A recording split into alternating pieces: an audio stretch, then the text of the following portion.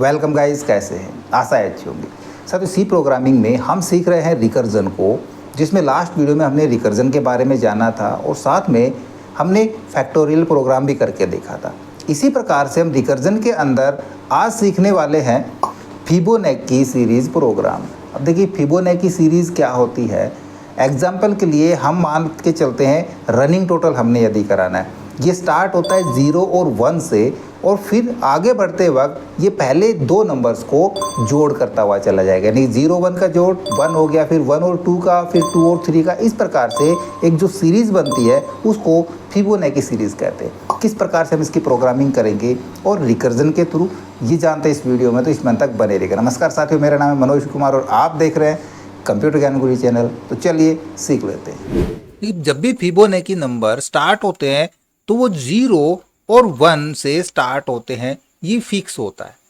इसके बाद जो नेक्स्ट नंबर आएगा वो 0 और 1 का सम आएगा, यानी कि 0 और 1 का सम 1 हो गया तो नेक्स्ट नंबर भी क्या आएगा, 1 आएगा। उससे नेक्स्ट नंबर प्रीवियस दो नंबर्स का सम, 1 और 1 का सम 2, फिर 2 और 1 का सम 3, और फिर 3 और 2 का सम 5, फिर 8। इस प्रकार से ये सीरीज जो बनती है ये फिबोनाची सीरीज कहलाती है।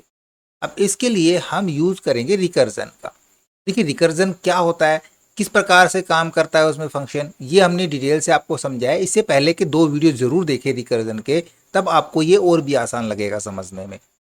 अब देखो लास्ट वीडियो में मैंने आपको एक चीज़ बताई थी कि रिकर्जन के अंदर जब भी हम फंक्शन लेंगे तो उसके अंदर हमको आर्गुमेंट भी लेना पड़ेगा और रिटर्न भी लेना पड़ेगा। बट यहाँ पे मैं रिटर्न नहीं ले रहा हूँ, तो क्या काम कर जाएगा, हम सिर्फ आर्गुमेंट पास करा रहे हैं, रिटर्न नहीं ले रहे हैं। हमने फिबो नाम का एक फंक्शन बनाया, उसके बाद मेन फंक्शन के अंदर गए और यहाँ पे हमने एक वेरिएबल ले लिया n नाम का कि यूजर कोई भी एक नंबर इनपुट कराए। उसके लिए हमने प्रिंटफ के अंदर ले लिया एंटर नंबर ऑफ टर्म्स। आप कोई भी एक टर्म्स यूज करेंगे, कितने नंबर तक आप फिबो की नंबर बनाना चाह रहे हैं। तो मान लीजिए यूजर ने वहां पे नंबर दे दिया, नंबर पास कराया 5, ठीक है। उसको हमने स्कैन करा लिया, प्रतिशत डी के अंदर ले ली हमने n की वैल्यू, और यहीं पे हम प्रिंट करा देंगे 0 और 1 को, क्योंकि 0 और 1 से तो स्टार्ट होते हैं और हमने 0 और 1 को पहले ही प्रिंट करा लिया यहाँ पे। अब फंक्शन को कॉल कराते हैं, फंक्शन को कॉल कराएंगे। फंक्शन हमने लिया था फिबो नाम से और n-2, तो यहाँ पे n वैल्यू नहीं ली हमने फिबो के अंदर, हमने लिया n-2। क्यों लिया, क्योंकि देखो 5 नंबर इसने दिए, टर्म्स कितनी दी थी, 5 टर्म दी है यूजर ने, जिसमें से 2 टर्म तो हमने यूज कर ली 0 और 1, बची कितनी 3, तो 3 ही टर्म तो हमने लेनी है। तो यहाँ पे n नंबर में से 2 नंबर ये हम माइनस कर रहे हैं, तो बची हुई टर्म्स हम चला लेंगे। तो जैसे हमने यहाँ पे फंक्शन को कॉल किया है, ये सीधा अपनी डेफिनेशन पे जाएगा। डेफिनेशन के अंदर हमने वही वाइड फिबो और एक इंटीजर हमने ले लिया n नाम का वेरिएबल। ये मैंने आपको समझाया, ये आप किसी भी नाम से ले सकते हैं, जरूरी नहीं है n नाम से ले। इस n के अंदर यहाँ की वैल्यू पास होगी इस n की, और इस n के अंदर कितनी वैल्यू है, n-2 है। तो यूजर ने जो 5 इनपुट दिया था उसमें से 2 माइनस करेंगे तो इस n के अंदर क्या वैल्यू रहेगी, इसमें 3 रहेगी। तो ध्यान रहे, अब हमारी n के अंदर क्या वैल्यू है, 3 वैल्यू है। अब हम यूज कर रहे हैं आगे स्टैटिक इंटीजर का। अब देखिए स्टैटिक इंटीजर क्या होता है। स्टैटिक इंटीजर वो होते हैं जो वेरिएबल हम एक बार डिक्लेयर कर देते हैं, उस नाम के दोबारा कोई भी वेरिएबल उस प्रोग्राम के एंड तक नहीं आते, रिपीट नहीं होते, ये वन टाइम डिक्लेयर किए जाते हैं, ठीक है। तो ये वेरिएबल हमने वन टाइम डिक्लेयर किए, इसलिए यहाँ पे हमने स्टैटिक इंटीजर का यूज किया, जिसमें n1 लिया, इसको स्टोर करा दिया 0 पे, n2 को स्टोर करा दिया 1 पे, ये 2 वैल्यू हमारी फिक्स होगी। और n3 को हमने लेना है, किस प्रकार से लेना है कि यदि n बड़ा है 0 से, तो देखिए हमारे पास कितने कंटेनर बने हैं टोटल। हमने एक n नाम का वेरिएबल लिया था जिसके अंदर हमने यूजर से इनपुट लेके स्टोर करा दिया। यूजर ने 5 इनपुट दिया, तो इस n के अंदर कितनी वैल्यू स्टोर है, अभी 3 वैल्यू स्टोर है, क्योंकि 2 हमने यहाँ पे पहले ही प्रिंट करा ली, -2 करा दिया, तो इस n के अंदर 3 वैल्यू है।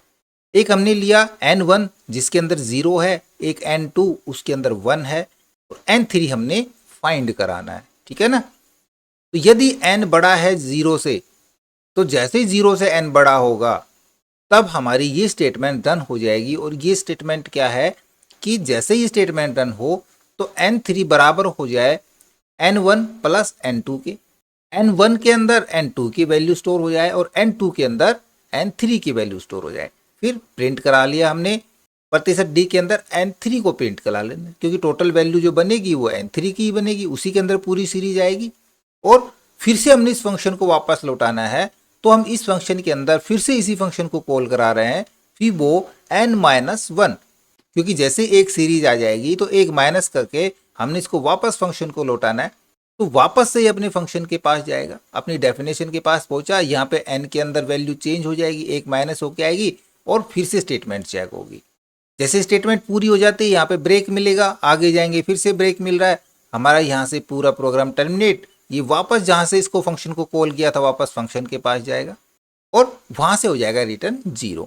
अब इसको समझते काम किस प्रकार से कर रहा है।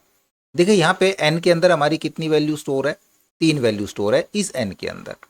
वेरिएबल हमारे यहाँ पे स्टैटिक इंटीजर है, इफ की स्टेटमेंट n ग्रेटर देन 0, भाई बिल्कुल 0 से बड़ा है क्योंकि उसके अंदर 3 है, तो क्या होगा स्टेटमेंट रन होगी, और जैसे स्टेटमेंट रन होगी तो n3 बराबर हो जाएगा n1 प्लस n2 के। n1 में 0 है और n2 में 1 है, तो n3 का कितना हो गया 1 हो गया। अब n1 के अंदर स्टोर हो जाए 2 की वैल्यू, n1 किसके बराबर हो जाए 2 के, 2 के अंदर 1 है, 1 हमारा n1 में आ जाएगा, और n2 के अंदर n3 की वैल्यू आ जाए, n3 में कितना है उसमें भी 1 है, वो हमारा n2 में चला जाएगा और प्रिंट हो जाएगा n3। तो n3 में क्या है अभी 1 है, 1 हमारा प्रिंट हो जाएगा। चलो फिर से हमारा फिबो पे फंक्शन पे गया, कॉल हुआ फंक्शन n-1, n की वैल्यू 3 थी, 1 माइनस हुआ 2 रह गई, वापस से अपनी डेफिनेशन पे गया, यहाँ पे n की वैल्यू 2 है। अभी नीचे आएगा कंडीशन चेक होगी, क्या n ग्रेटर देन 0, बिल्कुल, क्योंकि 2 अभी है n की वैल्यू ग्रेटर देन है, तो क्या होगा ये स्टेटमेंट फिर से रन हो जाएगी। तो n3 बराबर n1 प्लस n2, अभी n1 में क्या है 1 है, n2 में उसमें भी 1 है, तो n3 की वैल्यू क्या हो गई 1 और 1 2 हो गई। n1 में कह रहा है n2 की वैल्यू आ जाए, n2 में n3 की वैल्यू आ जाए, तो n2 का 1 n1 में चला जाएगा और n3 का 2 n2 में चला जाएगा और प्रिंट हो जाएगी n3 की वैल्यू। अब n3 में क्या है, n3 में 2 हो चुका था, है ना, तो हमारा 2 प्रिंट हो जाएगा। फिर से फंक्शन पे जाएगा, फंक्शन चेक होगा n-1, यहाँ पे 2 था n, अब 1 रह गया, फिर से वापस ऊपर गया अपनी डेफिनेशन के पास, यहाँ पे n की वैल्यू 1 स्टोर हो चुकी है, वापस से आएंगे, यहाँ पे 1 हमारा बड़ा है 0 से, अभी भी बिल्कुल बड़ा है 0 से, फिर से स्टेटमेंट रन हो जाएगी n3 equal n1 plus n2, तो 1 और 2 कितना हो गया, n3 की वैल्यू 3 हो चुकी है, n1 में n2 की वैल्यू चली जाएगी और n2 में n3 की वैल्यू चली जाएगी, प्रिंट क्या हो जाएगा n3 में कितना है अभी 3 है, हमारा प्रिंट हो जाएगा 3। आगे फिर से ये n-1, तो 1 में से 1 गया 0 बच गया, ये ऊपर गया n की वैल्यू 0 हो चुकी, नीचे आया कंडीशन चेक हुई कि 0 0 से बड़ा है, नहीं है, नहीं है, तो क्या होगा यहाँ से यहाँ तक की पूरी स्टेटमेंट टर्मिनेट हो जाएगी। आगे जाएगा, आगे फंक्शन हमारा फिर से टर्मिनेट हो जाएगा, ये वापस अपने फंक्शन के पास पहुंचेगा, रिटर्न हमने कुछ नहीं दिया है तो रिटर्न क्या हो जाएगा 0, और प्रिंट हमारा क्या हो चुका है, यहाँ पे n3 की वैल्यू 3 प्रिंट हो चुका है। यहाँ पे देखो कितने टर्म्स प्रिंट हो चुके हैं हमारे, 1 2 3 4 5 टर्म प्रिंट हो चुके हैं, क्योंकि यूजर ने 5 ही तो इनपुट दिया था, 6 इनपुट देगा 6 टर्म प्रिंट हो जाएंगे, 7 इनपुट देगा 7 टर्म प्रिंट हो जाएंगे। तो अब इस प्रोग्राम को एक बार हम रन करा के देख लेते हैं। मैं इसको कराता हूँ सेव, कराता हूँ रन एंड बिल्ड पे क्लिक यहाँ पे, और हम वैल्यू डालते हैं यहाँ पे सबसे पहले 5, एंटर प्रेस करा लेंगे, तो यहाँ पे कितने टर्म्स प्रिंट हो गए 0 1 1 2 5, 5 टर्म प्रिंट हो गए। कोई दूसरी वैल्यू लेके देखते हैं, फिर से रन कराते हैं, मैं यहाँ पे कराता हूँ इस बार 6, एंटर प्रेस कराएंगे तो ये 6 टर्म यहाँ पे प्रिंट हो जाएंगे। 7 करेंगे तो एक वैल्यू और आ जाएगी, 8वीं टर्म 8 प्रिंट हो जाएगा, 8वीं कह रहा हूँ 7वीं टर्म 8 प्रिंट हो जाएगा। तो आशा करूंगा फिबोनाची नंबर सीरीज निकालने का जो लॉजिक है वो आपकी समझ में आ गया होगा। यदि नहीं समझ में आया है तो एक बार वीडियो को फिर से रिवाइंड करके देखें। तो मिलते हैं नेक्स्ट वीडियो में नए टॉपिक के साथ। आई होप वीडियो आपको जरूर अच्छा लगा होगा। इसी प्रकार अच्छी वीडियो देखते रहने के लिए लगातार हमारे साथ बने रहे। हमारे वीडियोस को ज़्यादा से ज़्यादा हम दोस्तों में शेयर करें, हमें लाइक करें, और यदि नए हैं हमारे चैनल पे तो हम सब्सक्राइब जरूर कर लें।